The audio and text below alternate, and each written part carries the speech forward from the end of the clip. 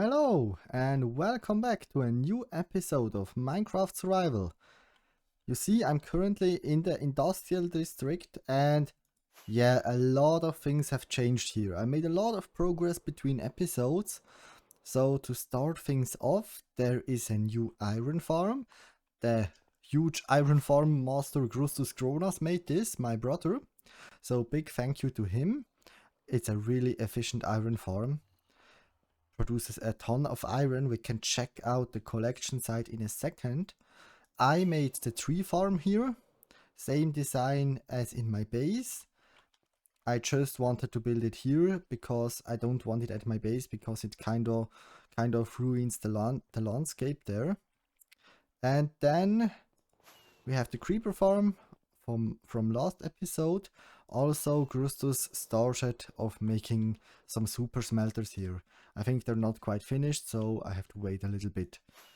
Also, nothing much more has changed here.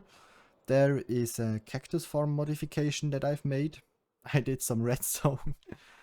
Yeah, I think it's turned out a little bit overkill. But basically now we have the chest for bone meal on the same level as the other chests, and a creeper blew up, so there's no lever here. But if I would like to change it, I would just have to put a lever there and move the redstone block there to lock the hopper, and then we could collect cactus. But right now it's getting converted. Let's head to the nether side, because there was also some progress there. You can see I moved the portal up here, just so it's a little bit easier to get in and out. And here I finished the nether tunnel. We have speed beacons set up around this, so I get speed here. Also, here is the collection of the iron farm, also made by Grustus. Let's get in. There we go. Already some iron here. He made a shulker box loader, which is nice. And I think an item filter has also been made. Yes, there we have the item filter where the poppies get sorted out. And then the iron gets collected in this shulker box, I think. Yeah, there we go. Okay, I think I have to change a little bit of things here, because the shulker box is definitely not getting full. So I think that change has made the trick. Now we're getting full shulker boxes again. Oh, and also golems coming through. Okay, that's the one thing. Now how do I get out here? I came in with spectator. Oh, there we go. That's the one thing, and as I mentioned, we now have the nether tunnel finished. So we have a safe way of getting into the perimeter industrial area. With speed 2, it's so easy to go down there. Just takes a couple of seconds and then I'm back at my base. I think I don't even have to make a cut here. Yeah, there we go. The end of the tunnel, and then to the right side is my nether hub. Also, I want to show you something at my base that I did. As a thank you gift for Grustus for making such a great iron farm and making a super smelter and all of that, I decided I give him an own little apartment in my base. So this is his property now. You can see we can get in by just throwing an item at the bottom. There was no place for an item filter. Then I can close it from the inside. Go up. And this is his little apartment. We have a pick step music disc here. I actually had 2 of them. I didn't know about that until I found them. So we can vibe a little bit. Here he has a little cooking area. I think, yeah, down here is the diamond throne mini version. He has a mini diamond throne. And on the top there's a little chamber under the roof where a little storage system is, and also where Nini lives. Nini is a hard worker that works all the time here. Here is 90's legendary X. I write it in German. I forgot to change it into English, so don't worry about that. Here we have a little storage system. That's cool. So he has his own little living spot in my base. That's amazing. But I can simply show you the redstone under this door.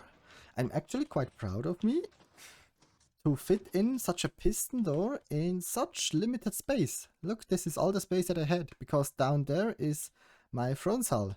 So I had basically one layer to make this piston door, and I think I did quite a good job in it, not gonna lie. There is some redstone hidden up here with piston from above and down. Yeah, really cool. So now to the plans for this episode.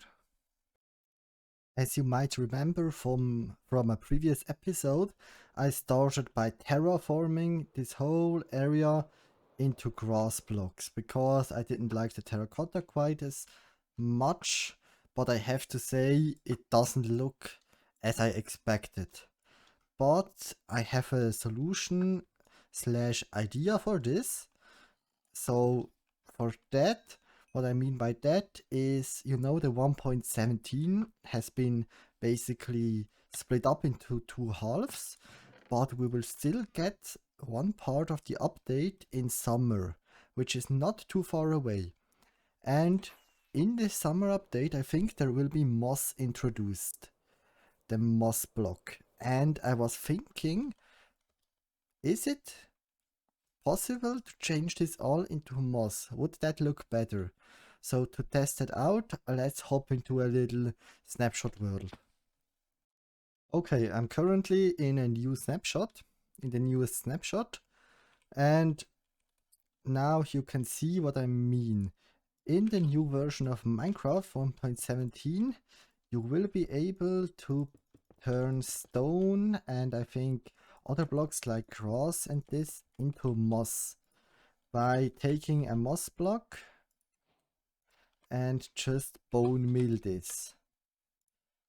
So by making something like that. And I think this block would look great at my base. So if we have this for terraforming. Now, first of all, let's see if that also works with grass. I think so. Yes, it does. Of course. Okay, so we could spread the whole thing into moss. And then I'm just curious, will it look always the same? Or will it have another color like the grass, for example?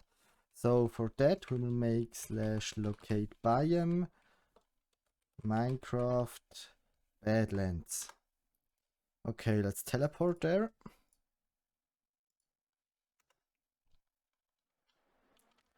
Okay, here we have a little Badlands plateau. So basically on one of these things my base is built. So now first question, does it work on terracotta? Doesn't look like. Okay, it doesn't work on terracotta. But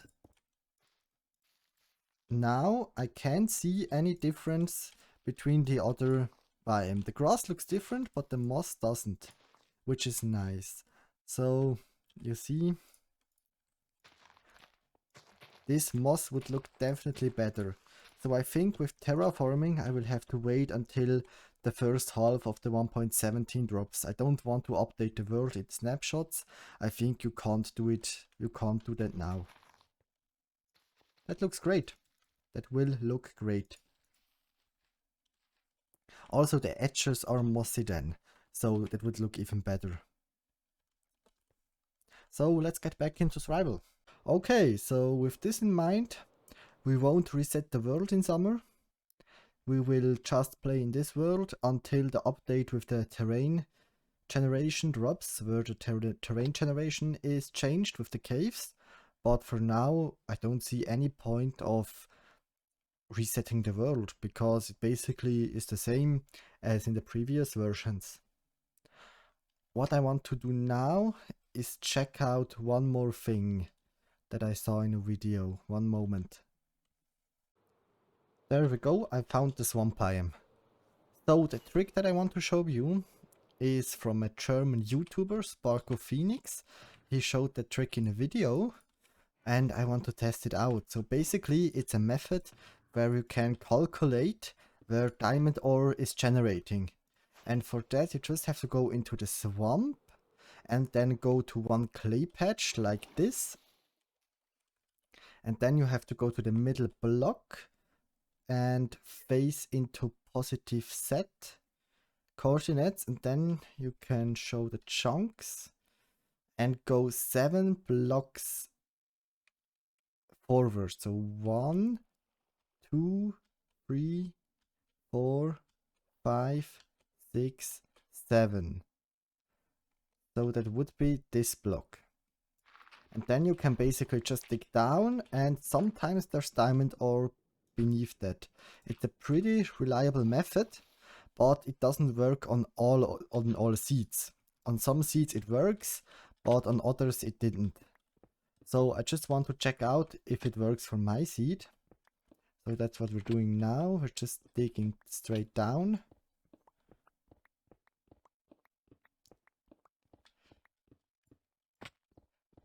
And sometimes you actually can find pretty quick diamond ores with this method.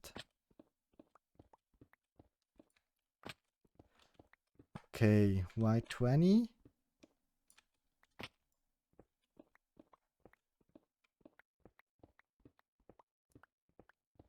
Is there any diamond ore down here? Doesn't look like. Maybe it's Oh! Wow! I think this trick actually works. In my seed. There we have some diamond ore. Okay. Interesting. I totally haven't expected this to work. But it seems like, yeah, pretty reliable.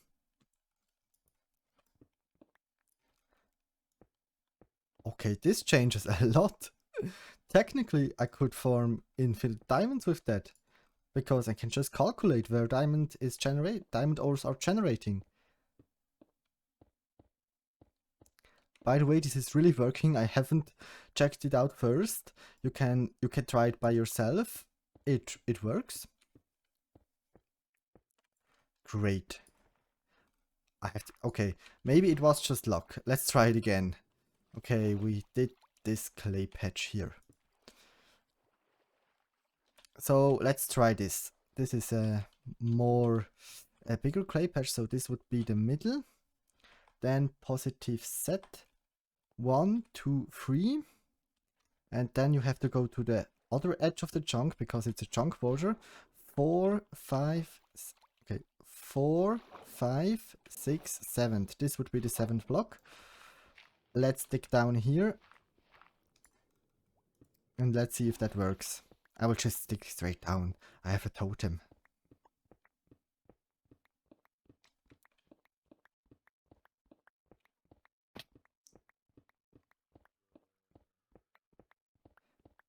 Okay, we're getting to the bottom. Let's see if there's more diamond. Yeah, there is more diamond ore. Man, this trick is working. Nice. Okay, 2 tries, 2 succeeds. I will not cut this, so you can see that I'm actually searching random clay patches. That's amazing. That's just amazing. That changes a whole lot in this game. Yeah, big thank you to Sparkle Phoenix for... I don't think he invented this. I don't think he discovered it, but at least he showed it in his video. So that's where I got the information from. I don't know who discovered this in the first place. So now to tell you that I'm not inventing anything, let's find another clay patch somewhere around here. Maybe this will work. Okay, this is the middle block. Then positive set. 1, 2, 3, 4, 5. And then you have to go to the other side of the chunk. 6, 7. So I should dig down here.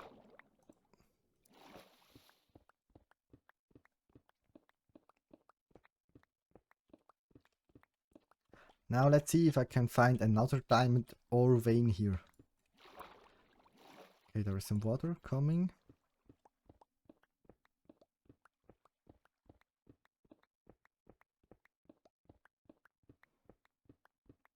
Come on. Okay. This time it seems like it failed. 1 second. I want to go into spectator. Yeah. Okay. Sometimes the diamond ores are generating below the bedrock, so they don't generate at all. But it worked 2 times, so I think it's reliable. Okay, and I have to... Oh, I had turned the sound way too much up. That gave me a heart attack.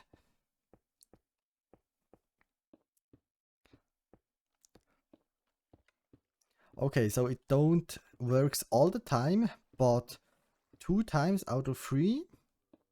I don't think that's just luck. I think it really works. Okay, let's try one more.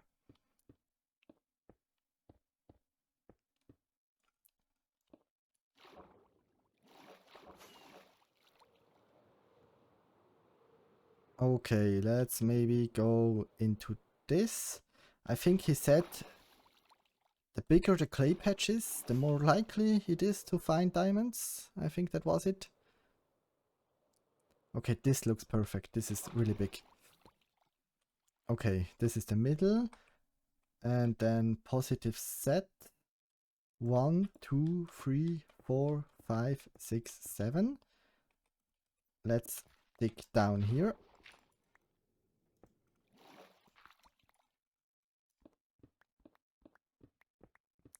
Oh, oh, oh, oh, oh. That was really, really bad because I don't have a totem anymore. That could go totally wrong, but at least you see it's working. More diamonds here. So with this trick, it's pretty easy to get diamonds. I will definitely remember that when the next time I start a new world to get diamonds this way. That's much easier than caving. 16 diamond ores out of 7 minutes that I'm recording now. Well, well, well. Minecraft has funny generation rules. That's safe to say. Okay, so we dug down 4 times. 3 times we found diamond ores. 16. I think this method works on like 80% of the seeds. So I'm lucky that my seed is working. It only works in swamp biomes because it's only with these clay patches. Or I think he said in river biomes it works too with gravel patches. So swamp or river is the way to go. So let's get back home. So the next thing to do is marking out my land, even though I'm completely alone on the server with my brother, but I have to do it. And what I mean by that, we will create a little bit of a Hadrian's Wall. A Hadrian's Wall is basically a huge wall in North England, I think. I saw that on Assassin's Creed Valhalla. And now I will do it in Minecraft. So the plan is to make a huge wall all around my land, and this goes from here somewhere around here. That will be a huge wall all over this, carving this in, maybe even at this side, and then it closes off by, yeah, I think that will be a lot of work to do, but I think it should close off somewhere. But I will just start and see where this leads to. Okay, the Hadrian's Wall has been started, but I ran out of stone, and since I don't want to go just mining for stone, I did a little bulk smelter here. I put the shulker boxes there on the top, and this way I can get much clean stone. The cobblestone comes of course from the cobblestone generator at my base. Also there's some smooth stone. So let me show you the progress that I made so far. Okay, this is what I made so far. I started the Hadrian's Wall here, and then it continues all the way up to the back side of the castle, and then we will make that everything here is grass, and then in the 1.17 it will be moss and so on. But that's not a really exciting progress. It's pretty boring to build this, so I will do that sometimes between episodes and then show you the progresses in bit by bits. We will make some watchtowers here and maybe some defense systems. I was thinking about cool traps here in the sand with scaffolding and all of that, but that will have to wait. Now we can make, I think, one last thing for the episode. I was thinking a little bit what to do now, and I came to the conclusion that a castle like this needs secret tunnels. We need to make secret tunnels. We will start with the first one. I think it would be a cool idea from my starter house, make a secret entrance somewhere around here, and then leading up all to the castle, and maybe going inside somewhere, I don't know where, I have to find a way. But I will start making a little bit of a tunnel. Okay, here in the basement, this is the place where that secret tunnel will start, with this little exit here, and then I made the whole tunnel down to the old starter house. So this leads all down here.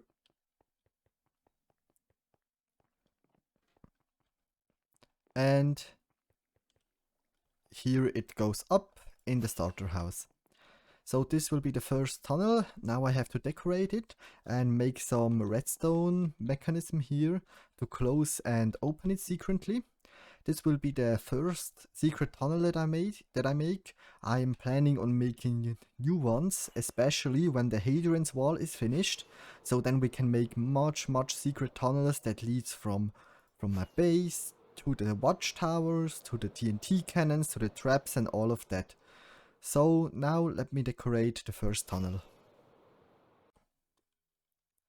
Okay, we have now a basic prototype of the doors to get in and out. So if I'm at my base, I can hit this button. I have to move this, but I don't want to put these chests away now. That would mean much sorting. So I can hit this button. That will be somewhere around here in the end, I think. And then I can get through. To get out, I can simply make this. And then we can walk down the tunnel. As I've shown before, I have started decorating it. I have to continue that. I just started randomly decorating it with some stuff. That obviously the shulker boxes are not part of it. They will have to go, but this is what I made so far. But I also made an entrance and exit for this part, so now it's closed. I can hit this button and then it opens up. And now it will be for 5 minutes, it will be open. So that's because we're using items on pressure plates for that. I can show you. In Spectator, here an item gets shot out, lands on the pressure plate, and then it activates this redstone line, which leads into this torch, depowers the torch, and opens the piston. For the opening mechanism, it's something similar. That's up here. There we have just a drop chute with a dropper. Same principle, lands on the pressure plates. A redstone line runs all around here. Goes down there. Oh, I think I missed it. Goes in this block and then the torch gets depowered. So every time when I make this, it will be 5 minutes open. And what's also cool, you remember the TNT cannon from a couple episodes ago?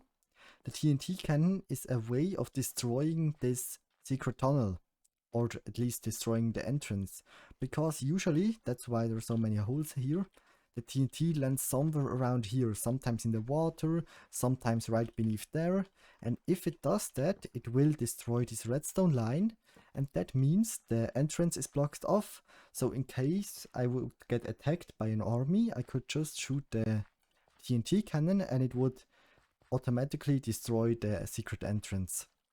Actually, it was an accident that this happened. I haven't thought of this, but now it's a cool feature that we have.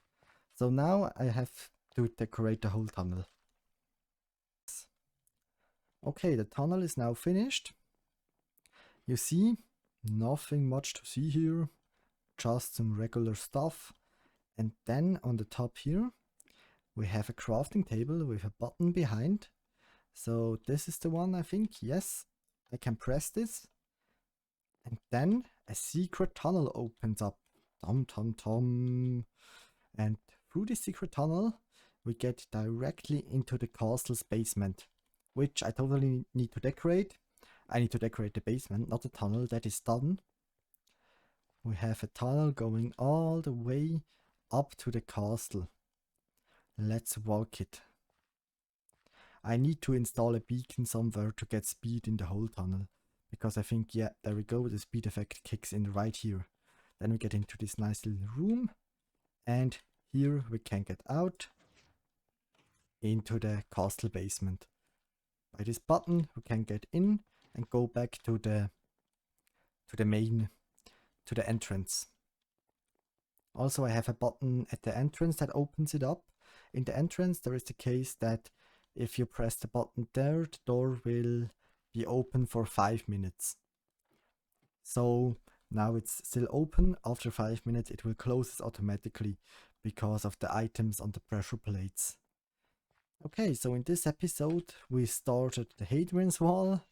I did some perimeter progress that I showed you in the beginning, and now we have the first of many secret tunnels. But I guess that's all that I have time for this episode. I hope you enjoyed it. If you did, please leave a like and maybe even subscribe. That would be really, really nice. And by then, see you next time. Bye.